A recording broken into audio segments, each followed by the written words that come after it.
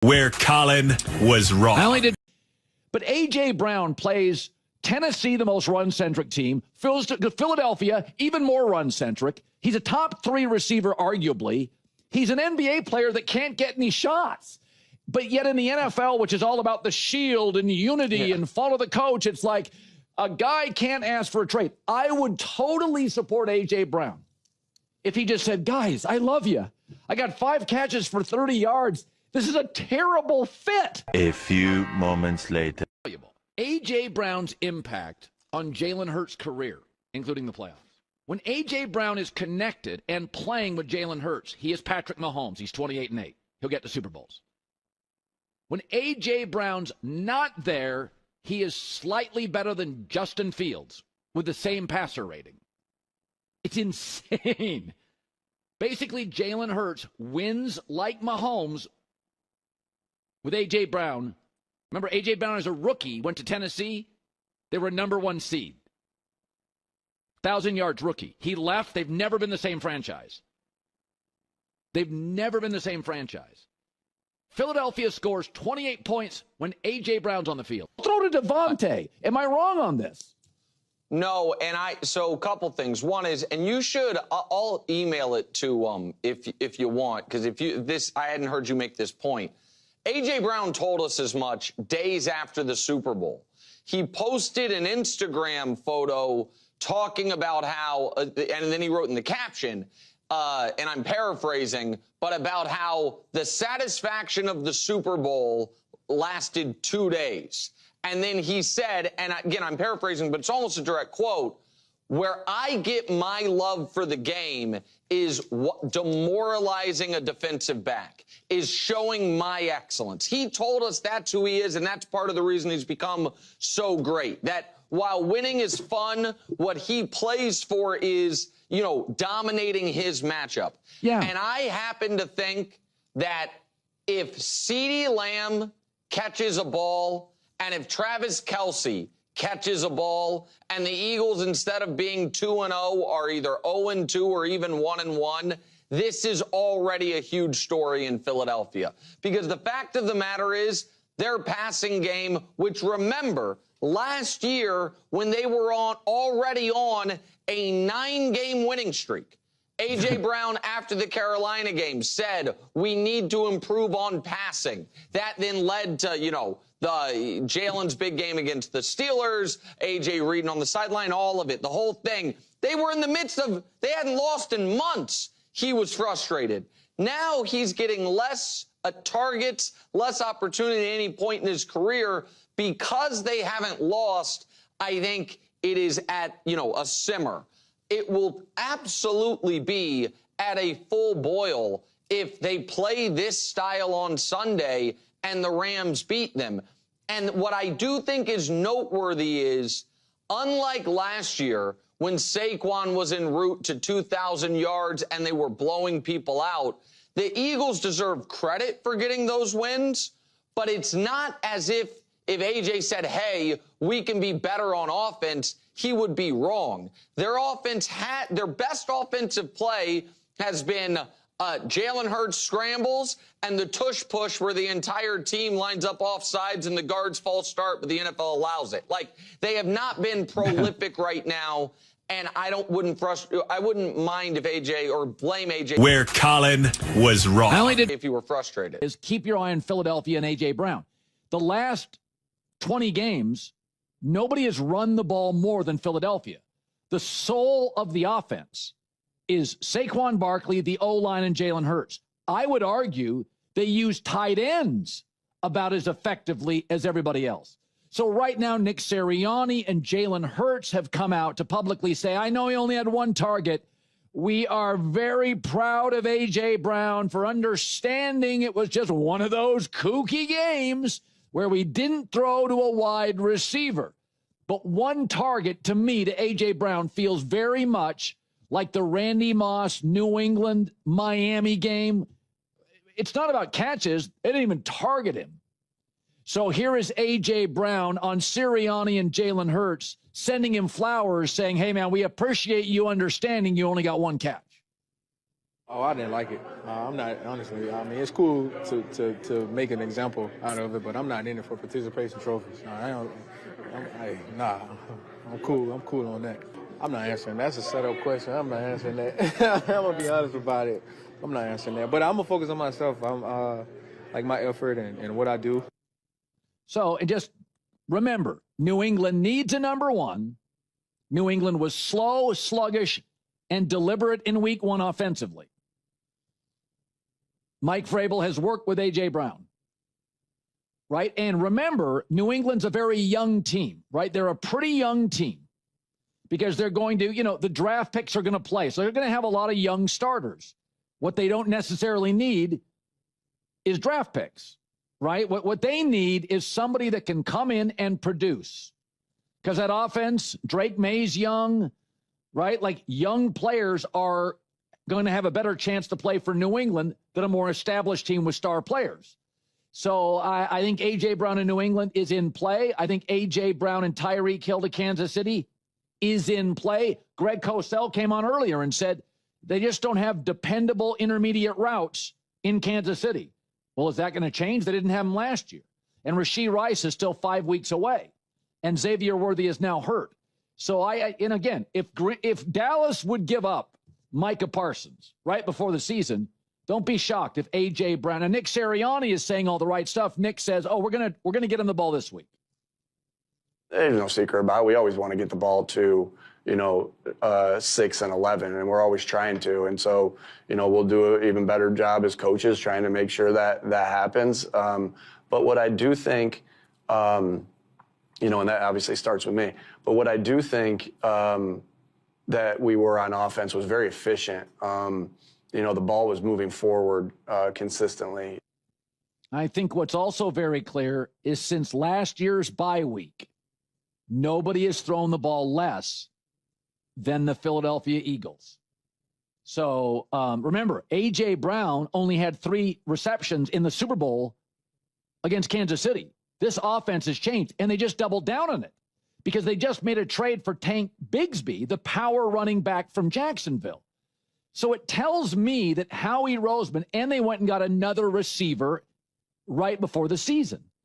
So it feels like Howie Roseman, who is much more proactive than reactive, and they went and got Dotson last year as the A.J. Brown drama was surfacing in the locker room. So it feels like to me, Howie Roseman, why is he making all these moves in mid-August? And by the way, why did he give up a 5th and a 6th rounder for Tank Bigsby? My first takeaway on that, a 5th and a 6th for a backup running back? Does Howie Roseman believe, because I'm going to get a 5th and a 6th back if I move A.J. Brown or more? That was one of those rare Howie Roseman moves. I'm like, whoa, dude. And I know people who have negotiated with Howie. He likes to win the trade like everybody else. I thought a 5th and a 6th was, by Howie standards, more than gracious. Does he know he's going to get draft picks back? Just a thought. Colin, can I challenge you a little bit on this? All right, fine. So what do you let me just remind you, when the Eagles acquired A.J. Brown, they got a 1st and it looks like a 4th round pick, 18th overall and 101st overall, and then they had to pay him, and they got to 2 Super Bowls with him. Okay, what's a reasonable expectation if the Patriots called that you think it would take to acquire A.J. Brown? 2nd round pick. No. What? Come on, man. So the reason that I gotta the Eagles pay him. offense, I have to pay him. Actually, he's under contract. There's an out after 26, so he still has basically 1 year left before you can get off his contract. So you don't definitely have to pay him. I would give up a 2nd and a 5th. Okay. So the problem with the Eagles, if you lose A.J. Brown, everybody is just going to play zone defense against you. Right now, you have to play a lot of man. Time out. I'm going to have 2 excellent backs, the best O-line, a quarterback that runs. They use the tight end as effectively as anybody in the sport. Dotson, Donovan Smith. That is still top 3 in the league in offensive components. Devontae Smith is a 1. Wait, did you say Dotson? Come on, man. He's not No, good. Devontae Smith is a 1? If you mean by like 1, a 100-pound wide receiver, I don't know. He's a solid 2. But I do think A.J. Brown, you can't play man defense against him. He is unstoppable against man because he's so fast and strong. They don't throw the ball to him. In their last 2 games, three receptions in the Super Bowl, 1 target. Well, the Super Bowl game script, they were up for like 3 touchdowns most of the way. So I get they that don't.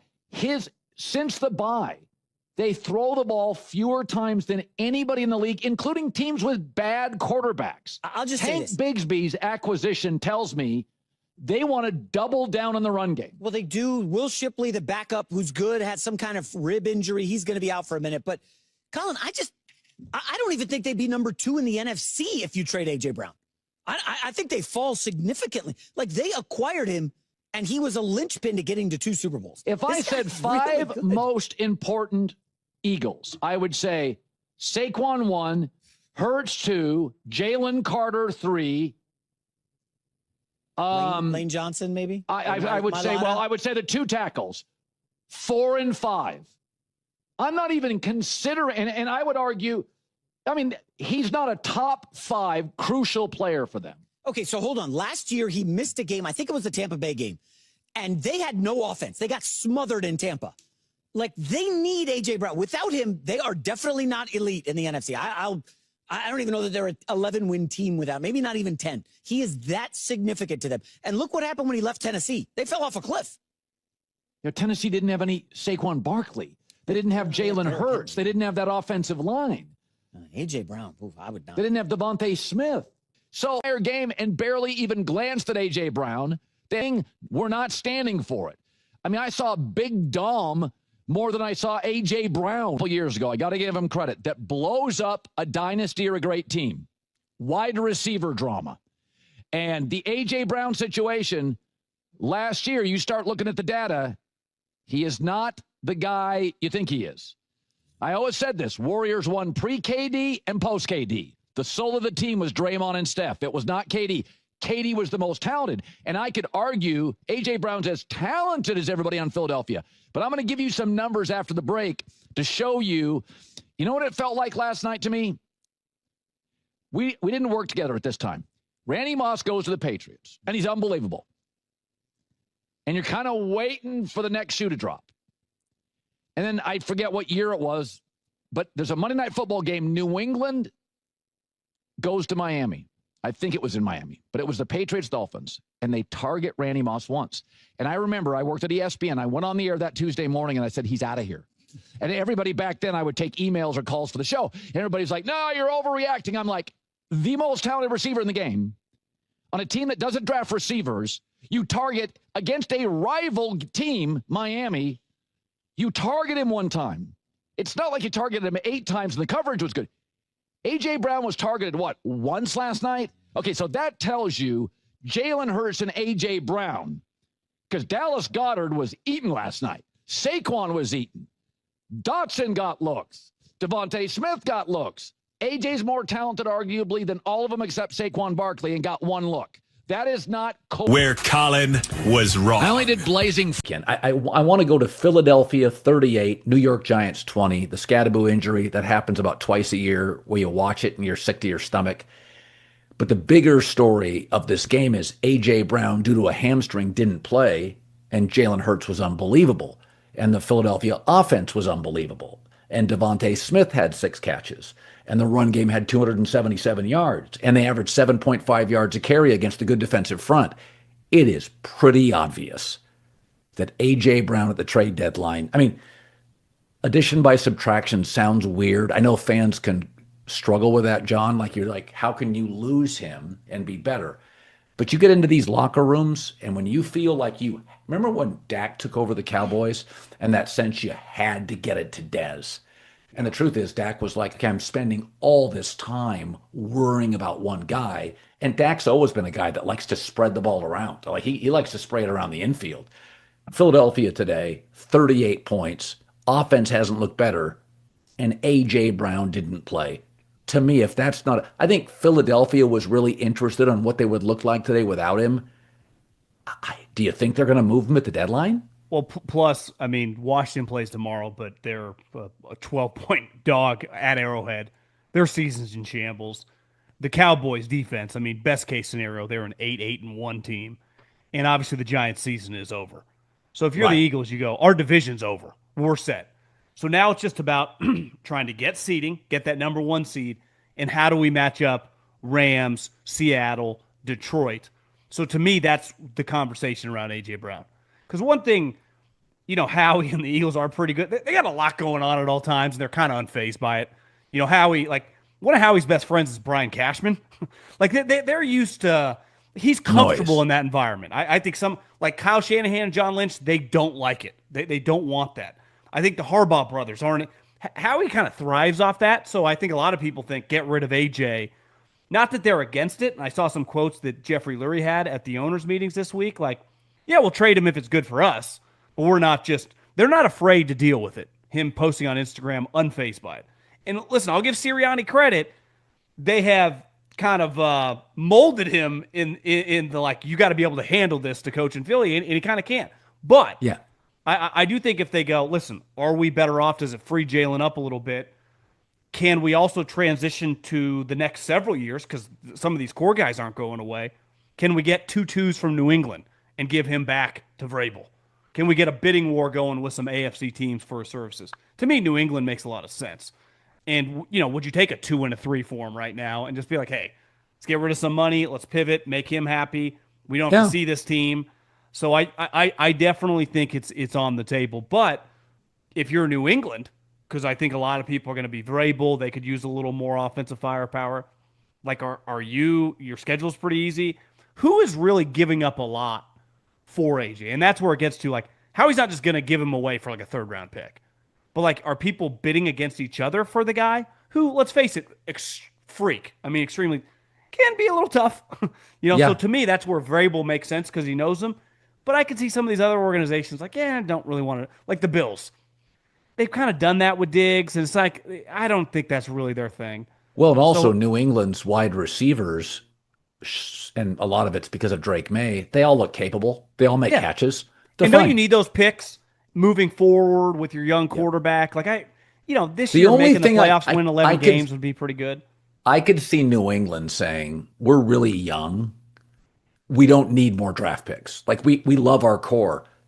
We got a lot of young guys, especially on offense. Our left tackle, our running back, our quarterback. Hunter Henry's like a rare veteran guy. We could use a veteran presence. I've heard GMs have told me before, sometimes if you make a big deal, you don't want just 5 draft picks. You'd like a player because you don't want to, you don't want certain coaches, Belichick on defense and McVay on offense. They don't like to. Terrence Ferguson finally last week in week 7 got looks as they're one of their top draft picks at tight end. They just don't want to play guys early. So I look at Philadelphia. I think you make a great point. Dallas can't defend. Giants can't score. It's a bad year for Washington, health and beyond. It's Philadelphia. And so at this point, I've said this though, John, the only thing that gets or punctures momentum and a loaded roster is drama. It is the only thing. And I'm watching them today and I'm like, oh shit, they almost have 300 yards rushing. Some of this is tied to A.J. Brown's absence. They're just free to do what they want to do. Well, and to me, it felt like first couple plays of the game, Saquon takes it 65, 70 yards. Yeah. That looked exactly like the carbon copy last week. Now, I understand that they need some outside pass rush help. Do you think it's random that they re-signed Brandon Graham, a veteran presence who can come in that locker room, calm everyone down a little bit? Maybe you bring him back, and it does open you up. Hey, we got a little more. We don't need AJ, chirping. Right. If he's truly not happy, because you've been talking about this for a while. He's clearly not. Those two are not friends anymore. Right. And it's it's not one of those situations. It's hey, my linebacker, my quarterback hate each other. Whatever. They barely see each other. They're never. This is kind of an important relationship. They're in the huddle every time together. He's, one of the best players, not on your team, but in the league. So, his words do have some juice, even if the younger players are listen, I don't want to get involved in this. It can become an issue where the coaching staff and Howie are unfazed by it. And even Jalen, I think his personality, he's really good at just kind of being, blinders on, moving forward. Yep. But I think AJ's been trying to, throw gasoline on this fire, and everyone else is calm down. So I don't know if it's going to go away. So I would say that trading him, I've never thought they would. I would give it a decent opportunity. Again, assuming someone's willing to pay the market rate because they're not just going to give him away to get him out of there. Well, I was told this summer by an NFL exec that Jalen wasn't beloved in the locker room because he's not really one of the guys. He's super mature. And I think A.J. Brown wanted to stir things maybe a little. Jalen doesn't bite on it. That's just not who he is. And so, and I've said this before, is that, Brady did a great job in New England to like introduce himself to the 21-year-olds. But a lot of these older quarterbacks, it's like, guys, I listen to the Rolling Stones. I mean, you listen to bands I've never heard of. And I think Jalen Hurts is uniquely mature. I mean, when Dak came in, Dez wasn't mature enough for Dak. Like Dak's like, "Hey, I can't babysit you, bro. I'm trying to figure this league out. I just don't have time." I mean, Dak's really mature for his age. And I think Jalen Hurts is. And when it happens, it's, when you're mature at 23 or 24 years old, and most young men aren't. I mean, if you look at crime statistics, binge drinking statistics, who gets into trouble with sports gambling, it's young men. They're not terribly mature. So it's almost like a burden or a punishment when you're as mature as Jalen Hurts. You're attracted to older people. Your friends are in their mid 30s or 40s because most young men aren't mature, especially pro athletes who have been sort of, protected or coddled. And so I think with Jalen Hurts, he's never going to be the best. He's never going to be everybody's best buddy. He's not going to relate to a lot of these young.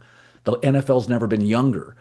So I just don't think this team needs A.J. Brown. And It doesn't make sense to trade A.J. Brown because he could end up going to a contender. Do you want him against Keely Ringo or Adoree Jackson in the playoffs? We were 1-2 without A.J. Brown last year. We don't win the Minnesota Vikings or the Rams game unless A.J. Brown goes completely crazy. Yeah, we scored 38 against the Giants with a banged-up secondary, but if we had him, we could have probably scored 40 or 50 like we did versus the Commanders and the Chiefs in the playoffs last year. Also, we don't beat the Rams in the snow unless we hit A.J. Brown on the 4th and 5th slant. A more formidable team would easily stack the box if they only have to focus on Devontae Smith, but they're not able to do that when we have A.J. Brown because every time they try that single high safety, they just lob it up to A.J. Brown for 30 to 50 yards to ice games away.